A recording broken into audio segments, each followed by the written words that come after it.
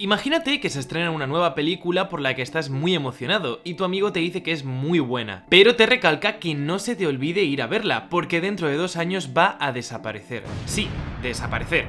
Las copias físicas van a dejar de funcionar, las copias digitales se van a borrar y jamás volverá a ser accesible de ninguna manera, ni siquiera con la piratería. Naturalmente nos parecería una locura. Bueno, pues es lo que pasa todos los días en la industria de los videojuegos.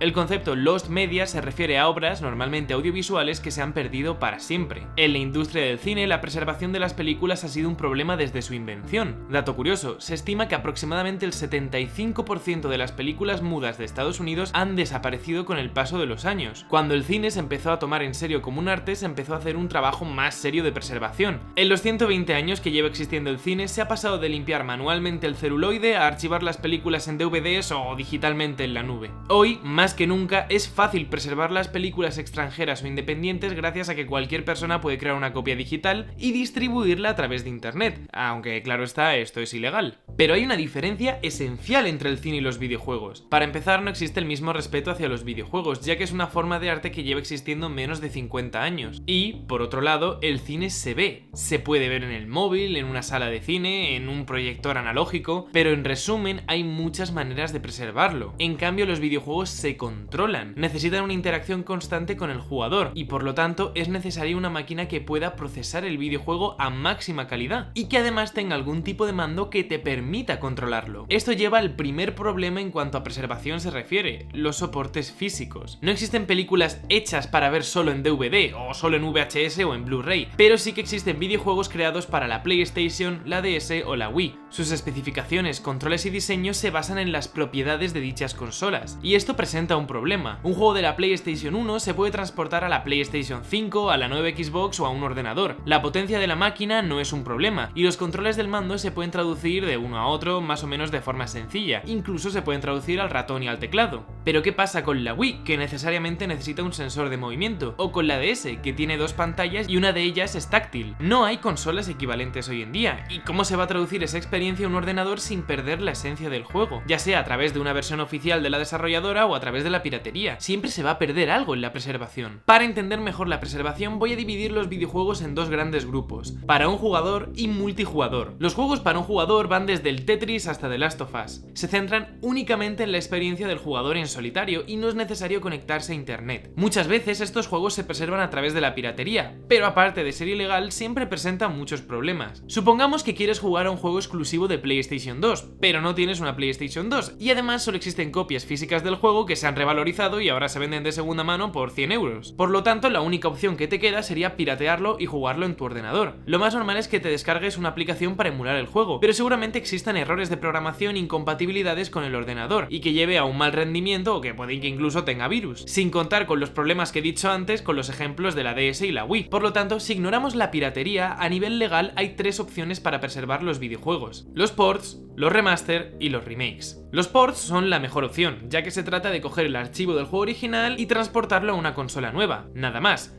No hay mejoras gráficas, ni jugables, ni de rendimiento. Es el juego original sin ninguna alteración, pero compatible con un dispositivo nuevo. Esta opción es la forma perfecta de preservar un videojuego en su forma original. Sin embargo, presenta 2 problemas. El primero es que el videojuego, al estar pensado para un dispositivo más antiguo, presente fallos en uno moderno. Aquí tenemos un ejemplo de cómo estaba pensado que se viera Final Fantasy en una tele antigua, haciendo que los píxeles se suavicen. En una tele moderna, sin embargo, los píxeles se ven claramente, dándole ese aspecto que asociamos con la estética retro, pero que no era la intención artística original de los creadores. Lo segundo es que distribuir un juego es caro. Hay muchos jugadores que no están dispuestos a pagar por el mismo juego de hace 20 años sin ninguna novedad. Por eso mismo existe el segundo tipo, los remaster. Se trata del mismo juego con un lavado de cara, mejoras gráficas, controles más cómodos, tiempos de carga más cortos, y esto sí que atrae a más compradores ya que presenta cosas nuevas. Sin embargo, a nivel de preservación supone un problema, porque en realidad ya no es el juego original. El equivalente en el cine serían las 300 versiones de Blade Runner que ha hecho Ridley Ridley Scott o las ediciones especiales de Star Wars, que tienen corrección de color nuevo y efectos especiales mejorados. La parte buena es que hay algunos remaster, como los de la trilogía original de Tomb Raider, que permiten activar o desactivar los gráficos y controles modernos. La tercera opción, y la más dañina para la preservación, son los remakes. Un remake es un juego completamente nuevo, hecho desde cero con un motor gráfico nuevo. Se inspira en el original, pero puede ni siquiera usar la misma historia, personajes, escenarios o música, y la jugabilidad casi siempre es distinta. Los remakes son reimaginaciones de los videojuegos originales, normalmente hechos por un nuevo equipo, y a veces son muy inferiores a nivel de calidad. El equivalente al cine serían también los remakes, porque no se puede decir que Scarface del 32 se conserve gracias a que en el 83 salió la versión de Brian De Palma. Mismo concepto, pero distinta película. Pero este problema de quedarse atrapado en una consola determinada no solo afecta a pequeños juegos independientes. Metal Gear Solid 4 Sons of Liberty es la entrega final de una de las sagas más exitosas de la historia de los videojuegos. Tuvo una recepción crítica extraordinaria y vendió muchísimas copias. Y sin embargo, es un juego que a día de hoy es imposible jugar a no ser que tengas una PlayStation 3. Debido a varios problemas de derechos de autor, jamás se ha hecho un port del juego a ninguna otra plataforma. En 2024, Konami sacó Metal Gear Solid Collection Volumen 1, una colección de los 3 juegos originales para que se preserven en consolas modernas, y aún no hay ni rastro de la cuarta entrega. Un gran número de fans esperan que la compañía consiga resolver los problemas legales y puedan incluirla en un futuro Volumen 2. Y otro problema añadido es cuando un mismo juego tiene varias versiones. Hoy en día, cuando sale un videojuego, únicamente está disponible en las consolas que puedan soportar su software. Sin embargo, hace unos años, cuando salía un videojuego nuevo, lo normal era exportarlo a todas las consolas posibles, incluso si su potencia era infinitamente menor a lo que necesitaba el juego. En estos casos, las desarrolladoras creaban un juego nuevo, con gráficos, jugabilidad, diseño de niveles y a veces incluso historia, actores y banda sonora completamente distintos, para poder adaptarse a la potencia de una consola menor, pero sin embargo se vendían bajo el mismo nombre. Son juegos totalmente distintos, pero lo ideal sería preservar ambos. Pero claro, entonces hay que preservar 5 versiones de 5 consolas distintas por cada videojuego. Es una locura. Pero el verdadero problema lo tenemos con los juegos multijugador online. Para que un juego online funcione, es necesario que los jugadores estén conectados al mismo servidor. Las desarrolladoras de estos videojuegos tienen cientos de servidores activos las 24 horas del día que albergan miles de jugadores. Pero inevitablemente el juego en algún momento dejará de ser rentable y los servidores se cerrarán, lo que significa que ese juego no se puede jugar nunca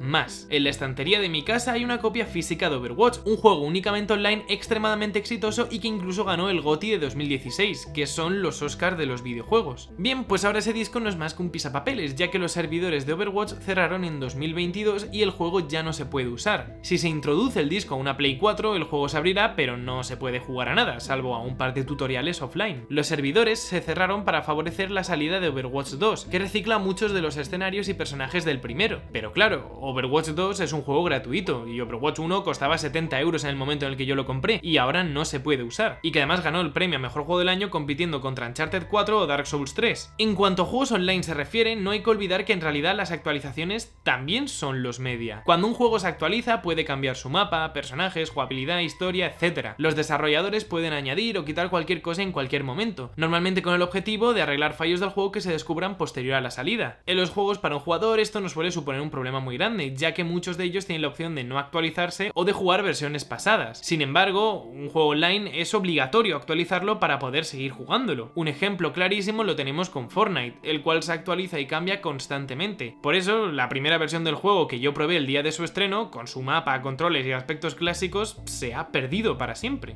Y pasa algo parecido con los juegos de móvil. Gameloft es una empresa clásica y todos hemos tenido sus juegos instalados en algún momento. Bueno, pues la mayoría de ellos han desaparecido y son irrecuperables, ni siquiera a través de la piratería. Muchas veces estos juegos se creaban para promocionar películas y desaparecen de la App Store porque se acaban los contratos. El ejemplo más llamativo de esto es los Simpson Springfield, o en inglés los Simpson Tapped Out, uno de los juegos más exitosos de la historia de los móviles y cuyos jugadores han invertido miles de horas y probablemente miles de euros en microtransacciones, todo ello para que el juego pues haya desaparecido de la App Store. Y no hay forma de piratearlo y conservar tu progreso. Y esto nos lleva a uno de los grandes problemas de la industria de los videojuegos, las compras digitales. Cada vez se venden menos juegos en físico, la PlayStation se vende más barata si la compras sin disquetera y la mayoría de ordenadores ya no leen discos. Los negocios físicos se han sustituido por las tiendas online como Steam o la PlayStation Store, pero el problema es que cuando compras un juego digital legalmente no es tuyo. No compras una copia sino una licencia de uso. Si en cualquier momento estas compañías deciden retirar dicho juego de la tienda, ya sea por problemas técnicos, de derechos de autor o simplemente monetarios, a ti instantáneamente te desaparecerá de tu biblioteca de juegos y es probable que ni siquiera te devuelvan el dinero. Por ejemplo, Ubisoft, la desarrolladora de Assassin's Creed cuya sede está en Francia, se ha enfrentado a problemas legales con el gobierno francés ya que retiraron de la tienda las copias digitales de The Crew debido a que iban a cerrar los servidores. Sin embargo, mucha gente se quejó porque es un juego que en teoría se podría jugar sin necesidad de estar conectado a internet. Pero el caso más radical de esto es Concord, un videojuego de PlayStation que estuvo 8 años en desarrollo y que costó 400 millones de dólares. Cuando salió, la cantidad de jugadores simultáneos fue muchísimo inferior a la cifra esperada, haciendo que los servidores estuvieran en pie tan solo 11 días. Pasados esos 11 días, se cerraron para siempre, perdiendo cientos de millones de dólares y haciendo que el juego sea irrecuperable. PlayStation se hizo cargo de las devoluciones de copias físicas, ya que muchas tiendas no admiten devoluciones, y se retiró de las bibliotecas digitales de los jugadores devolviéndoles el dinero. Ahora mismo, a efectos prácticos, el juego no existe, no se puede acceder a él y no se puede jugar de ninguna manera. Lo más irónico es que Amazon Prime ha sacado una serie animada que adapta de manera antológica en cada capítulo un videojuego, al estilo Love, Death and Robots, y Concord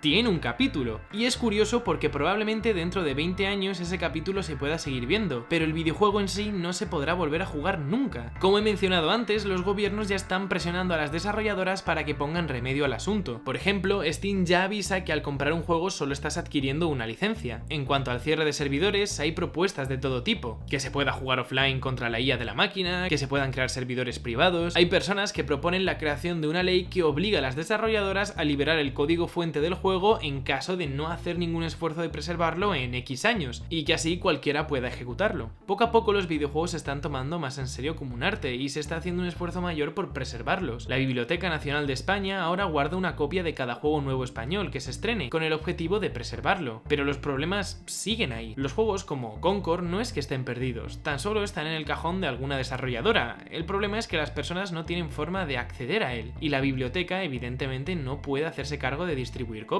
El objetivo de este vídeo no es presentar una solución al problema, ya que la desconozco. Solo quería exponerlo y reflexionar sobre qué pasaría si en el futuro juegos como Fortnite, GTA V Online, World of Warcraft o League of Legends cierren sus servicios para siempre y que nunca se puedan volver a jugar de forma legal o ilegal debido a que son en línea. Todos los ejemplos que he dicho son de los más exitosos de la historia. Mueven millones de euros y tienen una fanbase de cientos de millones de jugadores, pero puede ser que en algún momento salga la secuela o pierda jugadores o deje de ser rentable y se cierren los servidores para siempre. Y exactamente lo mismo con los juegos para un jugador, especialmente los antiguos. Si no se preservan de ninguna manera y sobre todo si no existen copias físicas, están destinados a ir desapareciendo poco a poco y a que cada vez sea más difícil acceder a ellos. Porque este problema con los videojuegos es igual que tirar un cuadro al mar, derribar un coliseo o quemar todas las copias de una película. La diferencia es que lo hemos aceptado como algo normal.